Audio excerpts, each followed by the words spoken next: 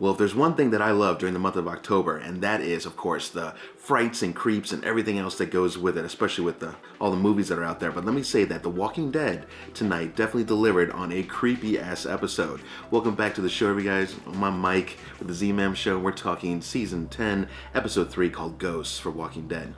And, they did a wonderful job with tonight's episode. It was creepy. It just felt creepy. And probably it didn't hurt that it was shot at night. You gotta love when they do a nighttime set of scenes because it doesn't happen often, right?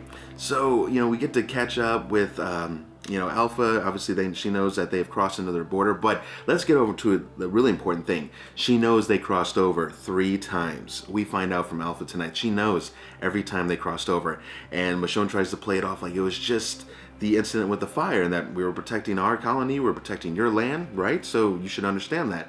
Not so much. She knew about the wintertime crossing.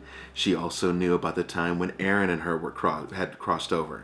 And so, here we go again, and they're always watching, and which actually kind of make you wonder, well, where the hell were they? I mean, it was freezing cold out there. Where could they stay in shelter? But I guess they worked it out one way or the other. And so now our group is in some deep stuff, right? And it was also a little unsettling and confusing too. So at the beginning of the episode, they kept showing like the countdown of hours as things kept progressing and what was going on. And it looked like wave after wave of these zombie hordes kept attacking their frontline defenses. And then basically that, all the warriors had to come out to kind of pretty much thin them down and wipe them out, which it just happened over like a 48-hour period, right? And no sleep. They just keep battling, and that's exhausting. I mean, that's got to be so exhausting. Even if you have a light weapon, like even a katana or something like that. I mean, you can only swing so many times. But they do have a lot of people, so many hands make the work light, right?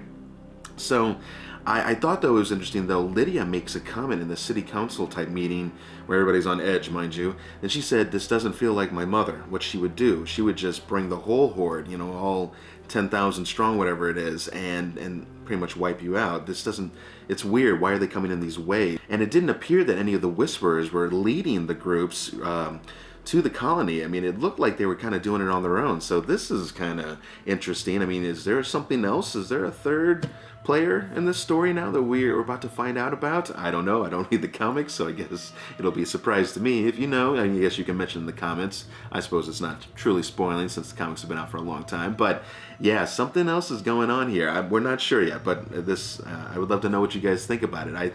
It's definitely sinister. Something's going on, and it's wearing our crews down, and the people, everybody's getting on full edge. And we got that scene with Aaron and Negan, and it's the whole fact that they trusted Negan to go out with Aaron. I loved Gabriel's comment, by the way. Peanut butter, meat jelly, you all work it out together. And yeah, Aaron, he's still very much pissed, about losing his lover. And pretty much, blaming Negan for all of that, which, I mean, it was Negan's people that they were after and so forth. But as they're out there and bickering and this and that, and there's that scene where basically they're pretty much at each other's throats, right? And Negan pretty much says that it's human nature, pretty much, that you protect what's yours, and if you don't, it's your fault. Protect your money, protect your house, your kids, your wife, whatever, your family. And Aaron did not enjoy that comment because it pretty much was making it seem like his lover's death was his fault. And then, of course, Aaron kind of stabs it back times 2 and brings up Negan's wife, which clearly hit a different chord there. So, it was an interesting dynamic going on. It's kind of nice to see that not everybody is just accepting Negan back so quickly, although some of us fans are really waiting for him to kind of kick it in gear and start kicking some butt and become one of the gang. He has done terrible things, and so we can't forget about that. And so it was just kind of it's good seeing Aaron sticking to his guns there. And furthermore, when he finally gets that zombie on top of him, which kind of infects his eyes with some kind of local weed or whatever that's basically causes temporary or even long-term blindness and so forth, Aaron is totally SOL, out of luck, scrambling around, calling out for Negan. Negan kind of runs off, and maybe he was nearby all the time, kind of maybe just using Aaron, as a little puppet, just trying to say, hey, you do need me after all. And it was well played. I mean, in the end, it's a miracle Aaron made it to that small little cottage home or whatever that was all run down, and Negan just happened to be in there, okay? Which, okay, what are the chances? But all the same, it was a local place, not too many places around probably. And the fact that Negan just kind of watched him for a bit and then came in last minute to save him. So, it's going to be a tough thing for Aaron. I feel bad for Aaron because now he's got to appreciate that this guy who indirectly or directly, however you want to think about it, murdered his lover. Now he has to kind of say thank you for saving his life, if he wants to. Maybe he won't, but I have a feeling he's going to have to. They're going to have to make amends somehow. But furthermore, to the ghost aspect of this episode, we see Carol, right, popping these pills like they're M&Ms. Some kind of caffeine, steroid, who knows what, but it's trying to keep her awake, right? But it's messing with her senses. And with all the post-traumatic stress probably from losing her son, seeing his head on a spit pike, you know, and also still seeing him zombified alive. I mean, that's detrimental, right, to somebody's psyche. And she came back from being out on the boat for so long, and now she's just trying to learn how to be around people again, a lot of people, even Daryl, her best friend. And it was a lot going on. But her delusions of seeing what she thought were whispers in the forest, right? She saw those three after the big conversation showdown with Alpha and some of her people, and Alpha saying like, you have to be punished, and they're pretty much going to move the borders inward even further, what's going to cut off their hunting grounds. Big time problems, right? But that's to come. But she basically, Carol thinks she sees three of them just kind of moving. But the scene was done very interesting. Like, you saw them kind of stumbling, and then they like moved super quick, almost like they cut frames purposely, or maybe it was just Carol's imagination. It's hard to say. And the episode kind of goes on. They finally find shelter.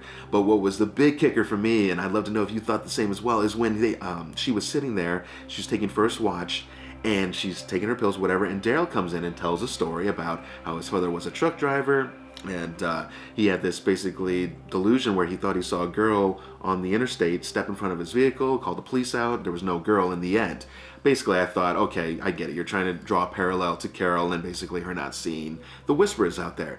And then after her rummaging around and seeing some things and then hearing a voice in some locked off room and then almost seeing her dead son with a throat cut and this and that, she finally kind of comes back too, and Daryl comes in. He's like, where have you been? And she's like, what are you talking about? I've been here.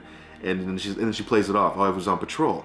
And furthermore, she starts telling him about the story about the truck driver, and he's like, my father wasn't a truck driver. So I was like, oh man, it's just a good creepy vibe. Like, yes, it's her psyche, but also it's just the whole nighttime scene, and ooh, the dark plays tricks on you, right? And your mind and what you think you see. And she gets caught in that trap, which as far as we could tell was all real, right? Okay, so she gets snared by a whisperer, probably for plucking off a shot at Alpha, not hitting her, mind you, pissing her off probably royally. Gotta love that comment she said to her, from a mother to a mother, I forgive you.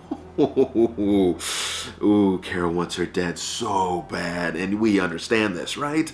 But Carol gets snared, you know, just like a game, an animal out in the wild, and then the Whisperer leads some zombies in.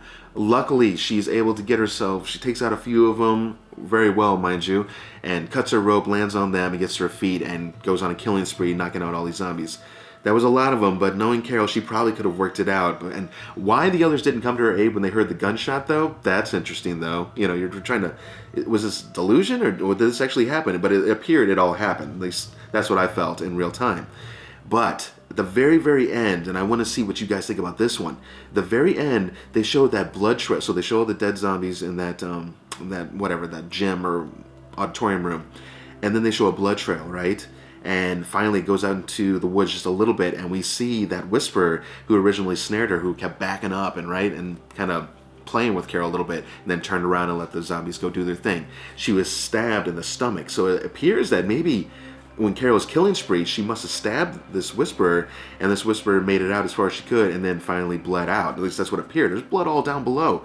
So I was just trying to understand that, because when the eyes open, yes, I felt turned, right, like a zombie, but then part of me said, well, is she a zombie? Is she still alive? And I'm like, and what's the significance? What's the point? So the idea that, well, yes, everything that happened did happen, just to prove that, and that this Whisperer then turned into a zombie, but to what end? I mean, is Alpha gonna find this other zombie? I mean, it wasn't Gamma. I thought it was at first, but I'm pretty sure it wasn't in the end. Again, this is kind of confusing me a bit, so if you guys have some input or you think you know, what is going on there, please share away, because I'm curious myself. All in all, though, a solid episode. There's not a whole lot more to go into. Those are a lot of the highlights. I mean, Carol almost shooting off Alpha's face. That was great, because as a grieving mother, I'd expect nothing less.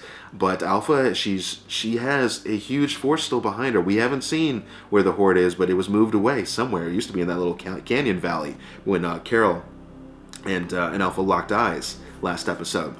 But they're not there now. So where they are, that's to be foreseen. And yeah, we're just, I mean, when Michonne shut everybody up in that council, when the highway people's other people, I guess, basically, we want justice, and, you know, she needs to die, and blah, blah, blah. And then, you know, Michonne just shut him, and I was like, yeah, they got a point. Michonne's just like, and your plan for the 10,000 walkers she has at her side. Your plan there? And it was great, because it was a showstopper. What do you do? How do you fight off 1,000, you know, 10,000 walkers? I mean, without setting them on fire and not destroying your own land and, you know, your place where you're staying as well. Anyways, it's a problem. It's a big problem. But awesome to see. I can't wait to see how this is all going to play out. And the episodes are just getting more and more intense. I felt on edge. Maybe it's just October. Maybe I'm just on edge anyways. I was on the PC Bombcast, which is a podcast group, a good buddy of mine, Jeremy, and they talk all kinds of stuff. They talk like beers. They talk a little bit of politics in between. They talk like movies and just other random things going on in the daily world. So if you ever get a chance, get out there on Facebook, look up PC Bombcast, like Exploding Bombcast, right? I'll put like a little message thing down below that shows it a little about them. But check them out. We just did one today. It should be out this Friday, I think Jeremy said, and we talked B-rated horror films, and basically which ones were our favorite and which ones pretty much didn't make the cut and what constitutes a true B film. Anyways, it was fun. It was a lot of fun. It was me, Jeremy, and his wife Missy. So go check that out, PC Bombcast. That'll be great. Other than that, guys, I'm giving this episode a solid 9. I really enjoyed it. I think you all probably did too. It felt super creepy, and they're playing off of a lot of people's inner psyches and the PTSD, like Sadiq, and we see how he's barely holding it together. But I love how that other doctor, and I don't know his name yet, but I'll try and find that out soon, how he was basically sharing his story. And so, it was a lot of short storytelling stuff, but that's how you build characters, right? And get some development going. So it was cool to see somebody else who had similar issues and trying to help Sadiq get through this, because otherwise he's not going to be able to do it on his own. Oh, and don't let me forget also to mention the awkward scene between Eugene and Rosita. I mean, Eugene goes out there fighting all day, hoping that he's to impress Rosita on his killing skills and this and that, all to just have it thrown back in his face pretty much. And she's tired and she's upset and she's just tired of everything. She just like, don't you get it? I don't love you. And poor Eugene, and you get it. I mean, Eugene, I'd be surprised if he ever had a girlfriend, when things were normal. So he doesn't really know how to deal with it. And so I do feel bad for him, but it's like, she's been sending you tons of messages, but sometimes you just got to lay it out straight. And she did, hurt his feelings. I mean, he walked away, like a whipped dog, unfortunately.